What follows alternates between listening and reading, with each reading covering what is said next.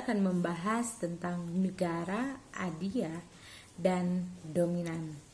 Seperti yang kita ketahui bersama, di abad pertama atau abad yang pertama, kita melihat bahwa Kekaisaran Romawi adalah kekaisaran yang tidak tersaingi selama 200 tahun lamanya. Maka dari itu, Paulus sebagai warga negara Romawi memiliki kemungkinan untuk melakukan pemberitaan akan Injil atau firman Allah kepada jemaat di Roma. Walaupun dalam perjalanannya tidak semulus yang dipikirkan ketika Paulus dalam perjalanan pengembara Injilnya, dia masuk ke dalam rumah tahanan. Namun tidak berhenti situ. Paulus tetap terus berusaha untuk kembali mengabarkan Injil tidak hanya kepada bangsa Yahudi tetapi juga kepada bangsa non-Yahudi. Bahkan ia juga melakukan pelatihan kepemimpinan bagi para pemimpin yang ada. Bahkan ia tidak lupa untuk menulis surat bagi jemaat-jemaat yang dia kunjungi. Nah, selain dari negara adia, tunggal, dan dominan yang ada di dunia pada abad pertama, kita akan melihat bagaimana bahasa yang digunakan pada abad pertama. Nah, kalau bahasa yang digunakan di abad pertama yaitu bahasa Yunani Koine. Nah, ini bahasa ini biasanya dipakai oleh pegabar Injil untuk menyampaikan Injil atau mereka menuliskan surat kepada bangsa-bangsa yang mereka tujukan. Nah, kalau untuk sekarang bahasa itu tidak lagi digunakan karena kita sudah menggunakan bahasa Inggris sebagai bahasa internasional. Kemudian kita akan berbicara bagaimana kemajuan teknologi yang menciptakan komunitas global.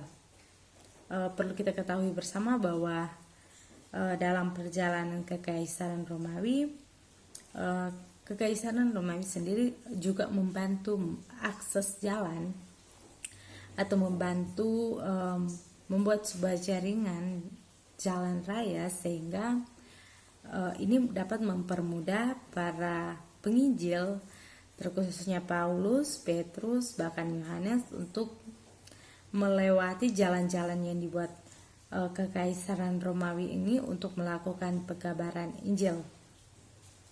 Berbeda dengan sekarang ya, karena melihat perkembangan yang ada sehingga kita tidak lagi perlu berjalan jauh-jauh, kita bisa menggunakan mobil, kita bisa menggunakan jet atau apapun yang dapat membantu kita dalam perjalanan, baik itu perjalanan pribadi maupun perjalanan untuk pengabaran Injil.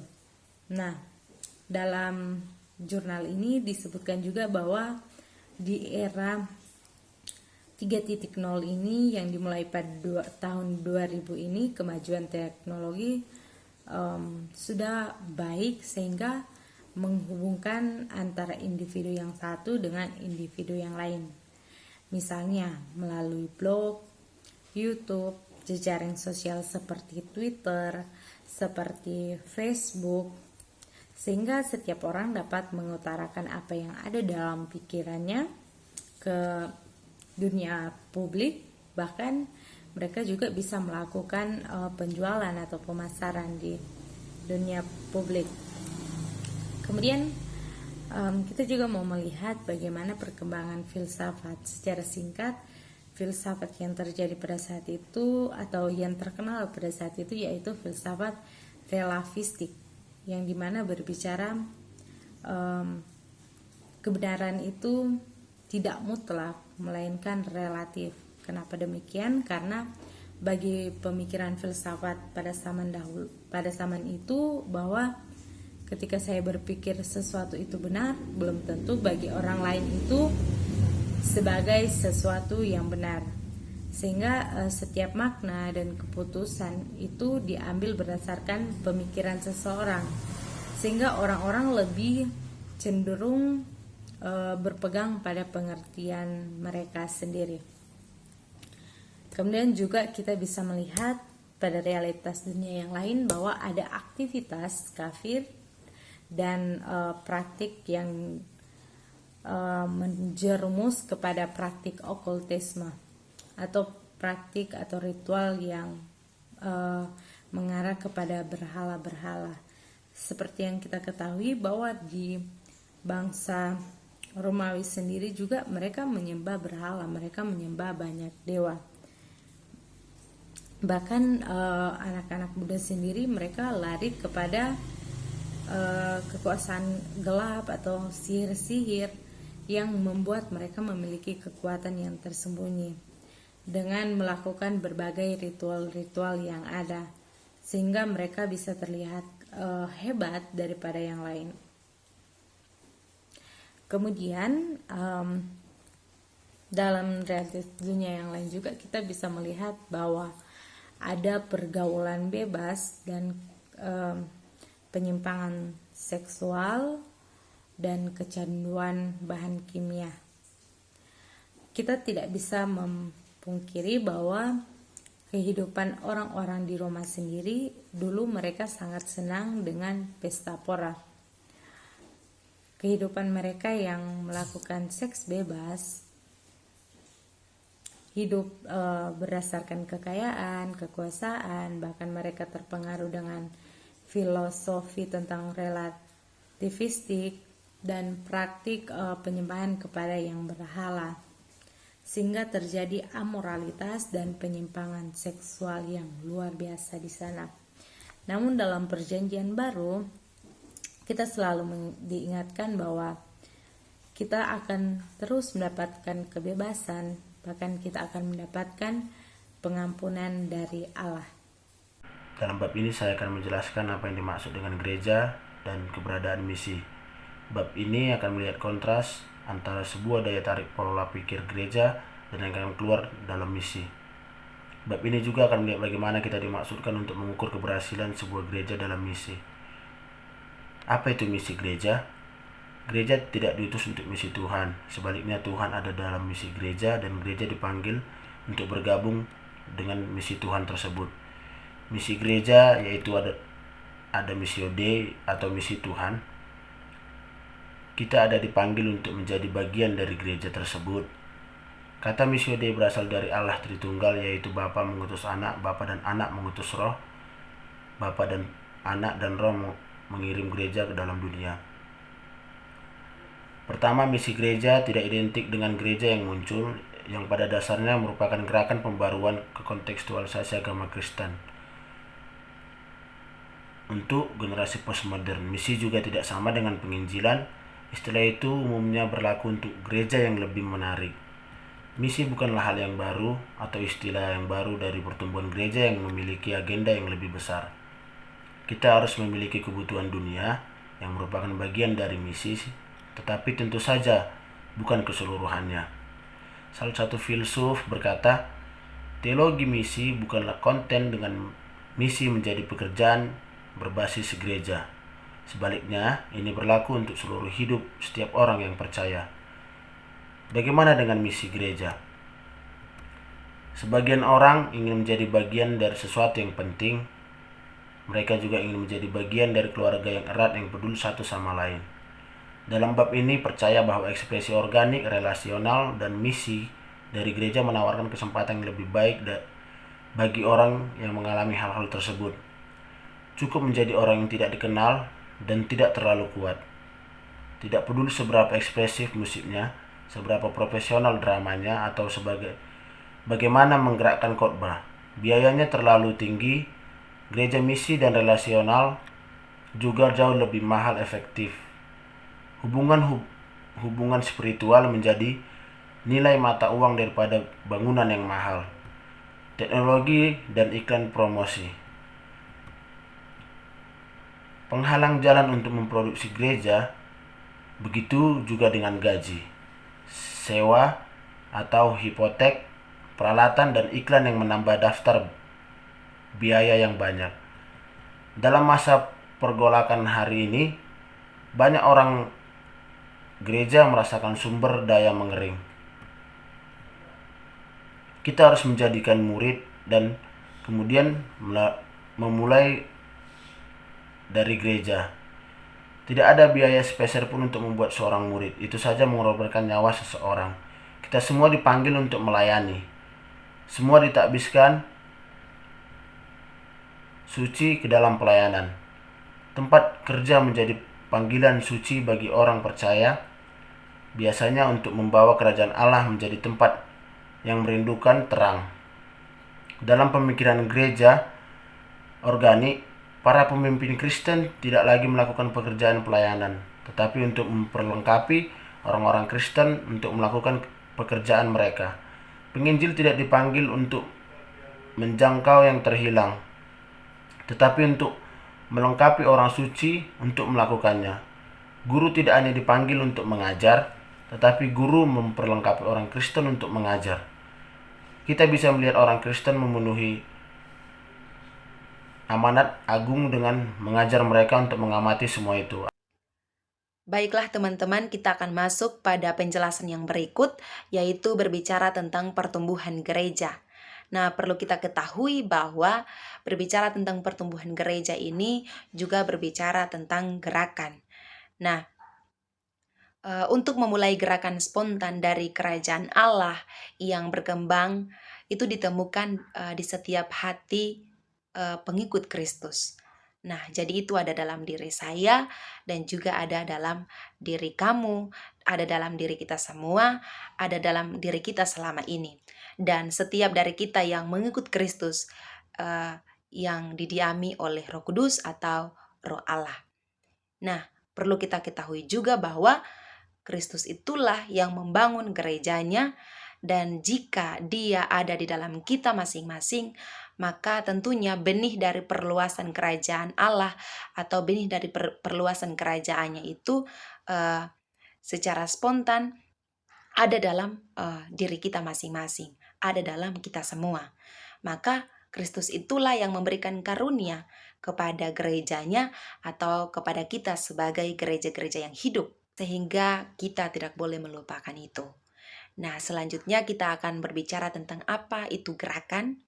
Nah, menurut David Garrison, dia melakukan pekerjaan luar biasa dalam mendeskripsikan gerakan perintisan gereja, yang dimana dalam bukunya yang luar biasa juga dengan judul yang sama, yaitu Gerakan Perintisan Gereja, dia mendefinisikan gerakan perintisan gereja sebagai perkalian cepat dari gereja-gereja asli yang menanam gereja, yang menyapu kelompok masyarakat atau segmen populasi. Nah, sedangkan menurut penulis buku yaitu Neil Cole, ia merasa bahwa persyaratan paling jelas untuk disebut sebuah gerakan adalah kita harus bergerak. Kita harus bergerak untuk menyebarkan pesan perubahan. Kita harus bergerak untuk menyebarkan pesan perubahan atau pembaharuan. Sehingga perlu ada cara-cara sederhana bagi kita orang Kristen untuk menyebarkan virus kerajaan kepada orang lain. Nah, dari hal ini maka tentunya semuanya dapat tumbuh dengan sendirinya. Adapun beberapa prinsip operasi dasar yang perlu kita perhatikan, yaitu kita perlu mempertahankan fokus pada prioritas Alkitabiah. Kemudian kita perlu melakukan kepemimpinan yang dapat membawa perubahan dan juga kemajuan. Kemudian yang paling penting juga adalah kita harus fokus pada misi, bukan fokus pada uang, seperti itu. Nah, kemudian kita perlu ingat bahwa pemimpin adalah hamba, di mana seorang hamba dia harus benar-benar rendah hati, dan hak istimewa kita adalah melayani Kristus yang hidup, dan itu sudah cukup. Nah, kita semua dipanggil secara setara untuk melayani anak domba Allah yang mengorbankan nyawanya, yang mengorbankan nyawanya kepada kita semua. Kita masuk pada model gereja. Nah, di dalam model gereja ini juga ditekankan tentang bagaimana atau dari mana jemaat ke jaringan. Nah, kita sebelum masuk ke situ, kita akan membahas sedikit latar belakangnya. Nah, ada beberapa model gereja yang kita ketahui. Dalam buku ini kemudian membahas gereja mula-mula yang pertama, yaitu gereja Yerusalem. Nah, atau gereja Yerusalem ini dikatakan juga adalah gereja yang homogen. Nah, gereja yang murah hati, kemudian yang memiliki pertumbuhan iman di dalamnya, dan gereja ini sendiri pada saat itu menjadi salah satu gereja induk atau gereja pusat di zaman itu dari semua gereja. Dia merupakan gereja satu-satunya atau gereja pusat di saat itu. Lalu kemudian gereja Yerusalem ini juga memiliki khotbah yang begitu luar biasa, atau dikatakan di situ adalah sebuah khotbah reguler. Nah, kemudian ada juga model Antioquia, di mana gereja ini difokuskan sebuah tindakan yang mengubah bentuk gereja untuk masa depan dengan mengutus para misionaris pada saat itu untuk menjangkau bangsa-bangsa lain. Nah, ada beberapa model, misalnya model organik dan model-model lainnya. Berikut kita masuk di dalam dari manusia ke jaringan. Nah, seperti apa jaringan gereja itu, dan bagaimana gereja sedang bertransisi menjadi yang lebih organik. Ada berbagai cara atau lebih dari satu cara untuk bagaimana mewujudkan gereja itu, atau untuk bagaimana menjadi gereja itu. Nah, di sini juga ditekankan bahwa gereja tidak bisa hanya dilihat sekumpulan orang yang masuk di dalam sebuah gedung, tetapi kemudian gereja dipahami sebagai sebuah jaringan atau gereja yang mampu menjaring komunitas-komunitas gereja lain dalam membangun hubungan yang baik. Nah, di dalam pendekatan menjaring ini yang dijelaskan di dalam buku ini, kurang lebih penjaringan ini dijelaskan adalah sebuah hubungan. Hubungan yang dimaksudkan di sini adalah hubungan baik dengan semua komunitas yang ada dengan satu tujuan, yaitu kepada Yesus Kristus. Nah, kemudian ada juga pembentukan jaringan gereja organik. Nah, di dalam buku ini gereja organik menjelaskan pembentukan organik itu sendiri, di mana gereja dan DNA, yang kemudian DNA ini menjadi perekat yang menyatukan mereka, yang menyatukan gereja-gereja itu tadi, atau yang menjaring, yang menjadikan mereka satu. Ada banyak jenis jaringan. Menurut William M. Evan, dia kemudian mempresentasikan bahwa ada 4 tipe jaringan, tetapi kemudian yang satunya dihapuskan. Nah, 4 tipe jaringan ini adalah, yang pertama jaringan rantai, yang kedua jaringan hub atau yang disebut juga jaringan bintang, dan yang ketiga adalah jaringan dari semua saluran. Kemudian diketahui juga bahwa di dalam sebuah jaringan atau menjaring ini, kita tidak bisa dikatakan di sana tidak bisa untuk mementingkan ego masing-masing, tetapi kemudian gereja harus bisa menjaring jemaatnya, gereja harus bisa menjaring komunitasnya dengan tidak mendiskriminasi pemikiran-pemikiran gereja lain. Nah, selanjutnya di dalam buku ini para penulis sendiri mengklaim bahwa dari semua saluran jaringan, di mana semua unit terhubung satu sama lain, yang adalah untuk menyatukan elemen-elemen seperti yang di dalam buku ini dicontohkan sebagai sebuah molekul. Kalau teman-teman bisa melihat gambar molekul itu, mungkin teman-teman bisa lebih paham.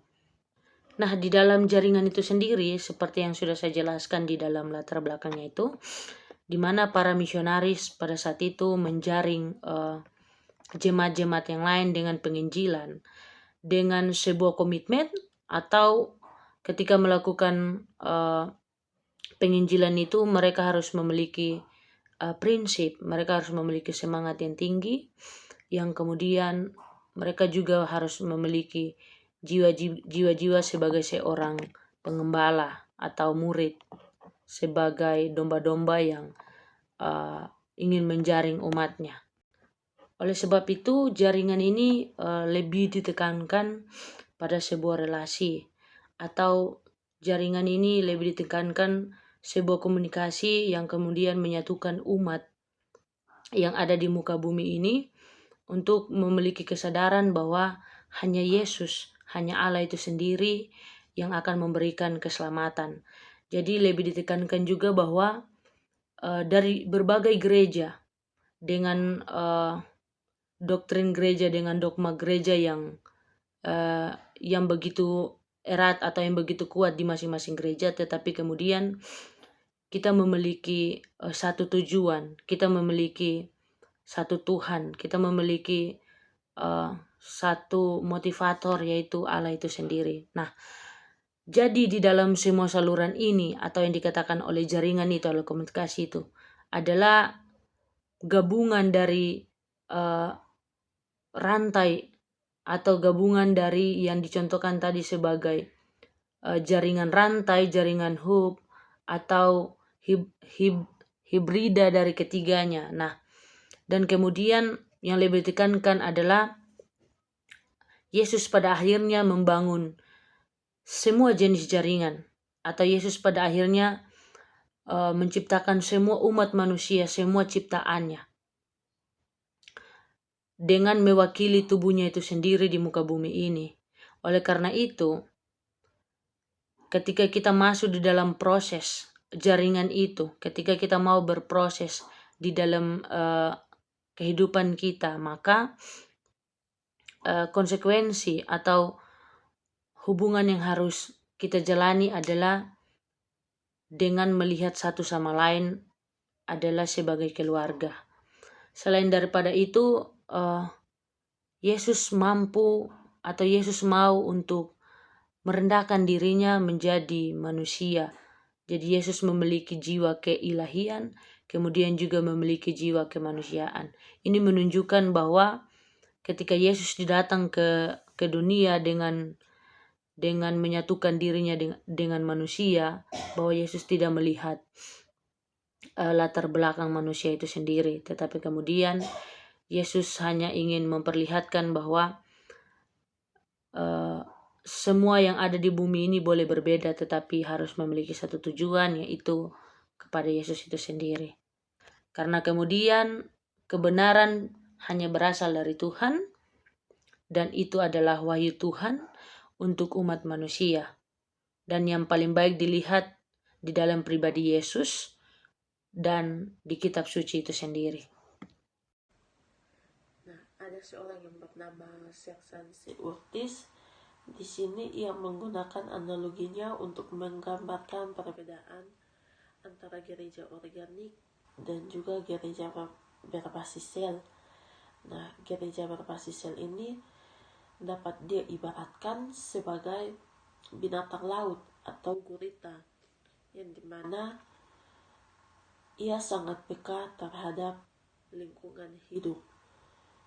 Pada saat adanya kerusuhan atau pengkhianat datang, maka gereja berbasis sel ini tidak bisa hidup apa adanya. Ketika gereja berbasis sel ini ke pelayanan gereja, maka mereka semua akan menjadi bagian dalam pelayanan. Dan juga tingkat reproduksi dalam gereja ini pada umumnya sangat lambat, sehingga di sini mereka juga membutuhkan kepemimpinan pusat agar menjadi gereja yang utuh dan dapat melahirkan generasi yang baru. Nah, gereja organik bukan sebuah denominasi baru, tetapi gereja yang menghidupkan kerinduan Allah dalam segala aspek yang dikerjakan. Gereja organik ini sangat cocok dalam hal organisasi, karena di sini hal organisasinya akan hidup. Nah, jaringan gereja-gereja itu berada juga dalam sebuah rantai jaringan di mana gereja tidak bertemu dalam berbagai sumber daya, namun masing-masing bersifat otonom atau tidak ada keuangan atau juga akuntansi secara resmi untuk menyatakan sumber daya. Nah, di sini gereja organik juga dapat mendengar dari Tuhan dan memutuskan apa yang harus dilakukan dengan uang yang terkumpul. Nah, mereka memulai gereja lain dengan mengutus keluar orang baru, dan tidak ada yang membuat mereka bersama kecuali memiliki hubungan dengan orang-orang yang keluar. Sama halnya dengan identitas jaringan yang hanya dirasakan melalui hubungan. Nah, di sini juga ada yang menolak pendekatan desentralisasi ke gereja. Kenapa? Karena mereka takut bahwa akan ada kekurangan kontrol dan akan lebih banyak penyalahgunaan kepemimpinan. Namun, di sini ada juga keuntungan desentralisasi, yakni di mana gereja berkembang dengan baik dan lebih cepat.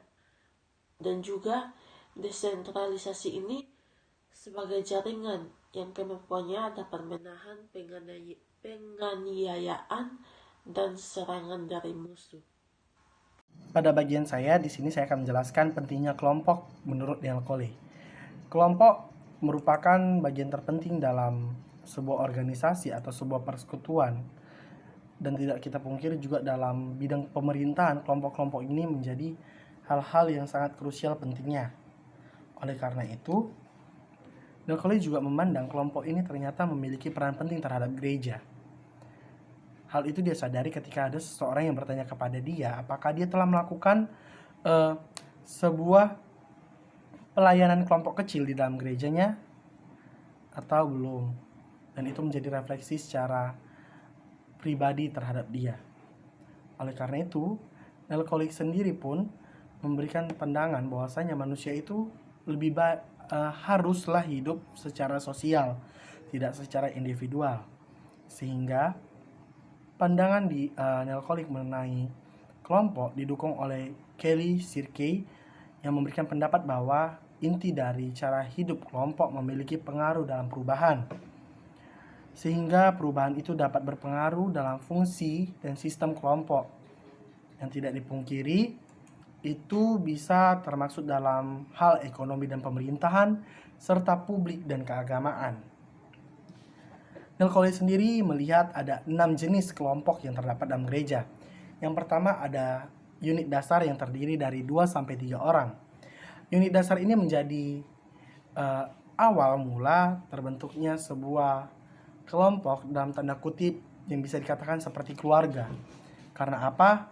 Dalam bagian yang pertama ini, dalam level yang pertama ini, kelompok dapat menjadikan teman atau rekan sekerjanya seperti keluarga, baik itu dalam menentukan pikiran dan menentukan waktu dalam melakukan aktivitas-aktivitas pekerjaan yang lain yang telah tersistematis dalam melakukan pelayanan. Begitu juga hal ini didukung oleh Lukas 10 ayat 1 di mana Tuhan Yesus sendiri mengutus muridnya 2 orang ke tiap tempat untuk melakukan pelayanan. Oleh karena itu, hemat saya dapat dikatakan bahwasanya dalam melakukan hal atau melakukan pelayanan lebih baik dan pastinya sangat efisien ketika kita memiliki pasangan atau pendamping dalam melakukan pelayanan tersebut.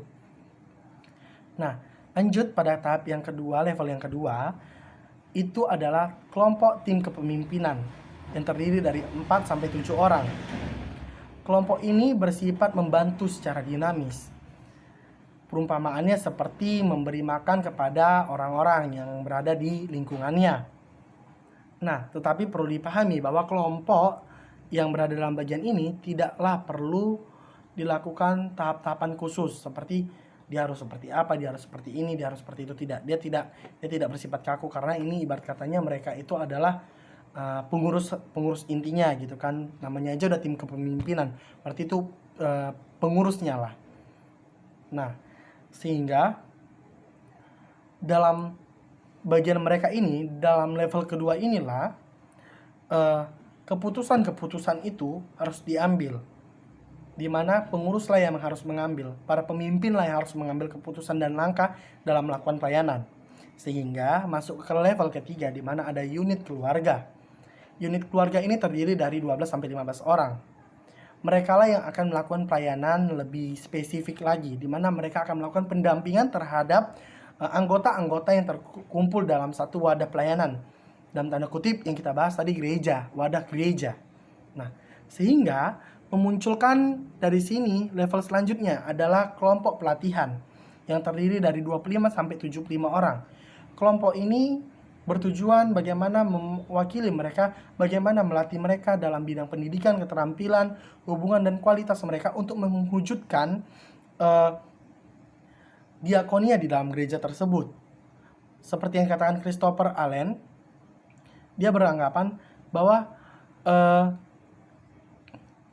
kemungkinan besar kelompok ini akan menjadi grup yang tidak permanen, atau satu-satunya grup yang anggotanya menjadi bagian dari dalamnya, yang ada di dalamnya. Karena apa? Pastinya ketika mereka sudah ahli dalam bidang-bidang yang diajarkan, pastinya mereka, ya hemat saya, mereka akan meninggalkan itu.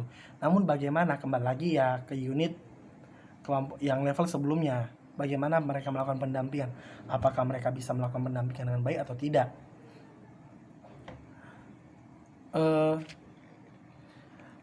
Penting untuk kita ketahui kenapa pernyataan dari Allen sendiri seperti itu, dikarenakan jikalau kelompok itu dimobilisasi dengan di dalam lingkungan yang penuh dengan aturan yang tidak nyaman gitu, pokoknya membuat mereka tidak nyaman, itulah yang akan menjadi kendala untuk mereka tidak mau berada di lingkungan tersebut. Sehingga disinilah yang menjadi penyebabnya terpecah, tidak bisa lanjut ke level selanjutnya. Namun jikalau mereka mampu, yang seperti saya bilang tadi, melakukan pendampingan, mereka akan lanjut ke level berikutnya, yaitu jaringan relasional yang terdiri dari 100 sampai 150. Dalam fase ini menunjukkan akan ada batasan yang sangat serius dalam persoalan dinamika grup. Dalam hal ini dapat dikatakan bahwa koneksi otak manusia akan sangat sulit dalam memproyeksikan sesuatu secara rasional dalam waktu yang sama. Yang dimana diartikan bahwasanya pendapat yang diberikan secara bersamaan, misalnya ada 10 orang memberikan pendapat secara sekaligus, tentu saja itu tidak akan dapat dicerna dan tidak akan dapat mungkin dipahami dengan sangat baik. Namun pasti ada poin-poin yang dapat diterima. Nah, 150 ini merupakan poin maksimal dalam mempertahankan kelompok secara konkret. Namun tidak kita pungkiri ada level selanjutnya, yaitu level pertemuan publik yang terdiri dari 200 sampai 500 orang. Pada level ini tidak dilemparkan lagi kepada para pengurus, para kepemimpin dan yang lainnya, melainkan pada level ini diminta kesadaran dari setiap orang yang berada di kelompok tersebut untuk bersikap dan berperilaku baik demi menjaga keutuhan kelompok yang ada. Karena apa? Dari level inilah yang mampu menciptakan kumpulan orang banyak yang tidak terbatas, yang dapat kita katakan dengan gereja. Nah, ketika ada kumpulan orang yang tidak terbatas itu, yang kita bilang intinya, puncaknya itu adalah gereja tadi, yang di awal tadi saya bilang, gereja ini rupa memiliki banyak kelompok itu ternyata bisa merangkul itu, mereka akan mendapatkan pelayanan yang baik, bagaimana melakukan pelayanan yang baik dari dalam gereja. Sehingga penting dalam mengikuti pola yang telah Kristus ajarkan, yaitu bagaimana kita melakukan pelayanan, tidak mesti rame-rame, tapi setidaknya sedikit, yang penting berkualitas. Oleh karena itu, ketika kelompok-kelompok kecil tadi setelah bergabung dan telah menjadi satu, itulah disebut dengan gereja, di mana apa yang dikemukakan, apa yang disampaikan, pendapat-pendapat apa yang telah diberikan kepada para pemimpin atau para tokoh-tokoh yang menjadi berperan penting sebagai, mungkin dapat dibilang hemat saya, sebagai pengurus dalam kelompok tersebut, dapat disampaikan dalam perkumpulan yang konkret tadi, perkumpulan yang satu tadi, yaitu gereja. Disitulah bagaimana mewujudkan ciri gereja yang yang hidup, yang bagus dan yang baik. Oleh karena itu, ketika hal tersebut tidak dilakukan, maka akan terjadinya permasalahan di mana tidak akan adanya lagi keseriusan, atau sebuah komunitas itu akan menjadi bubar. Karena apa? Ketika kelompok tersebut sudah mencapai aspirasinya, ternyata pemimpinnya tidak peka atau tidak memahami bagaimana keadaan kelompok. Dengan kata lain, dia membentuk kelompok besar tanpa melihat atau memandang pergumulan yang terdapat dalam kelompok kecil. Justru itu yang akan menjadikan masalah. Karena pada awalnya tadi, kelompok-kelompok tersebut dibentuk untuk mencari tahu bagaimana pergumulan, apa kerinduan dari setiap jemaat gitu. Baiklah teman-teman, di saat ini kita masuk pada penjelasan mengenai baptisan serta persekutuan. Baptisan menjadi sangat penting bagi mereka yang percaya serta meyakini makna dan nilai yang terkandung dalam sebuah baptisan. Dan baptisan juga secara bersamaan memiliki pengertian serta jenis-jenis tertentu, dalam artian cara-caranya yang berbeda-beda, baik itu dalam denominasi tertentu, lembaga, siapa pendetanya, dan mungkin tokoh-tokoh sejarah gereja lainnya. Begitu banyak pengertian serta cara menjelaskan satu kata baptisan ini. Hal-hal tersebut terjadi karena ada faktor-faktor perubahan yang dialami oleh seorang manusia. Jadi tidak bisa dipungkiri ada saja anggapan yang bermaksud bahwa baptisan itu dilupakan saja, atau ini hanyalah tindakan simbolis yang dilakukan oleh orang-orang tertentu. Kedengarannya tenang dan rasional, tetapi mungkin saja bisa menjadi tepat, apalagi jika kita melihat apa yang terjadi dalam kehidupan kita bergereja. Banyak orang yang dengan baik melakukan hal yang secara teknis, tetapi secara bersamaan lupa akan esensi dari hal yang dilakukan. Tidak bisa dipungkiri bahwa ada fakta di mana baptisan dan keselamatan itu terhubung. Dibaptis bukanlah cara untuk diselamatkan, tetapi itu adalah cara atau tindakan untuk membuat keputusan lebih dari sekedar pemikiran mengenai penyelamatan. Keselamatan melibatkan manusia seutuhnya, pikiran, emosi, dan kemauan. Ini harus dipertimbangkan langkah pertama dari hidup baru, hidup taat. Paulus memberitahu kita bahwa tidak penting hanya percaya dengan hati kita. Harus ada tindakan kemauan yang benar-benar memperkuat iman dengan takaran kenyataan. Dari sini kita itu bisa mengartikan bahwa baptisan adalah cara yang jelas bagi orang percaya untuk mengaku kepada publik bahwa dia memiliki keyakinan internal akan keselamatan. Baptisan juga adalah gambaran tentang kebenaran dasar untuk semua hal, bahwa kami telah memilih untuk mengikuti Tuhan Tritunggal dengan mengorbankan segalanya. Baptisan di lain sisi juga bermaksud bahwa hal yang menakutkan bagi pengikut baru. Dalam artian ini dimaksudkan ketakutan seharusnya menjadi bagian dari memulai hidup baru dengan tindakan iman. Demikian penjelasan dari saya, dan silakan diteruskan oleh teman kelompok. Terima kasih. Pada pembahasan kali ini kita akan membahas apa itu bidah. Bidah adalah ajaran sesat atau ajaran palsu, racun atau doktrin-doktrin yang salah, dan tentunya menjadi ancaman bagi gereja. Pemalsuan terhadap suatu karya yang sah dengan sesuatu yang mungkin tampak benar, tetapi penuh dengan kebohongan. Pada kenyataannya, tidak ada cara untuk menghilangkan ajaran sesat 100% dari gereja. Karena Yesus sendiri juga memberitahu bahwa akan selalu ada guru-guru palsu yang bekerja secara bersembunyi-sembunyi dan menyusup.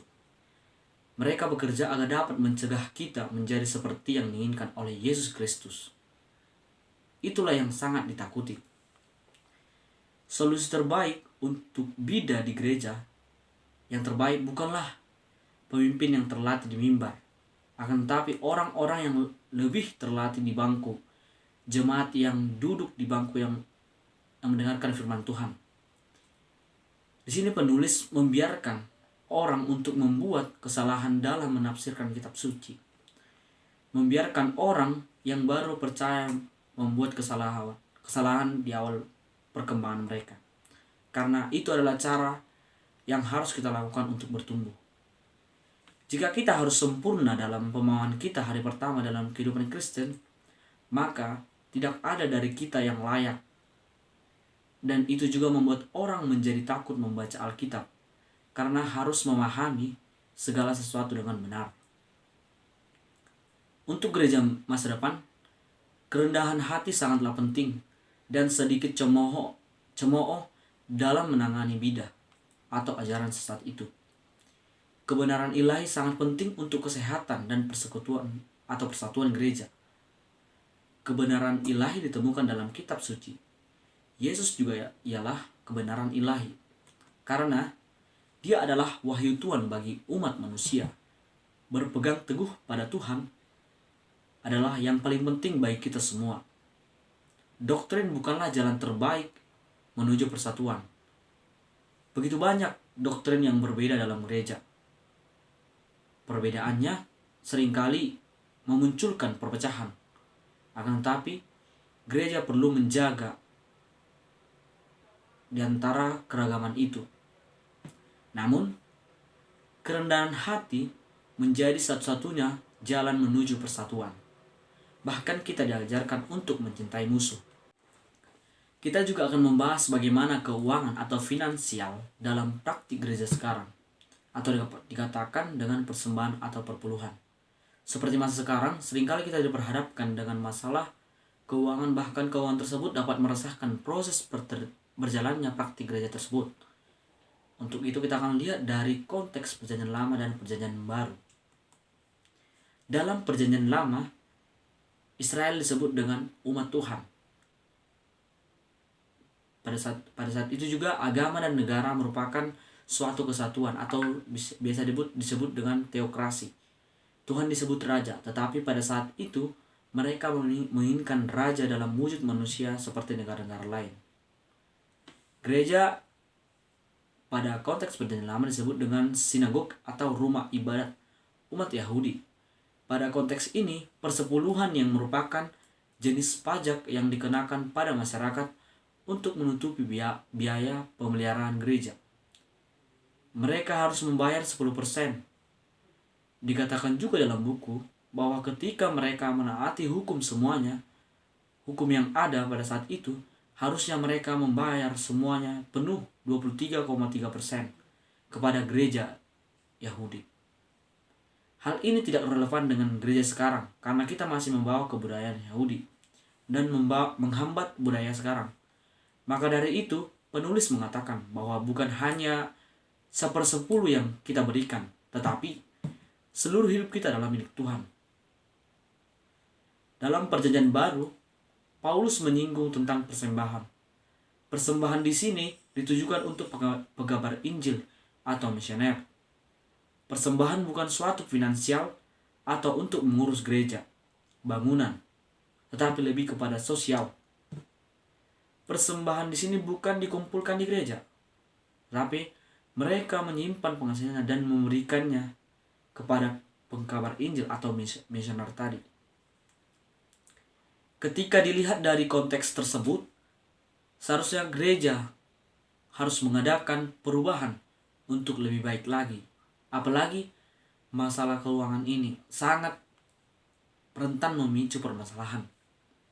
dalam gereja uang pastinya sangat dibutuhkan, pastinya ada kekurangan. Untuk itu, dalam buku ini penulis Cole mengatakan setiap jemaat harus seikhlasnya dalam memberi persembahan, bukan dipaksa. Ketika persembahan telah dikumpulkan, kiranya itu bukan hanya untuk keperluan gereja, melainkan diperluas untuk keperluan sosial atau diakonia, atau membantu orang-orang yang sedang sakit, orang-orang yang sedang membutuhkan uang. Untuk itu, gereja harus menjadi lebih baik lagi di masa depan.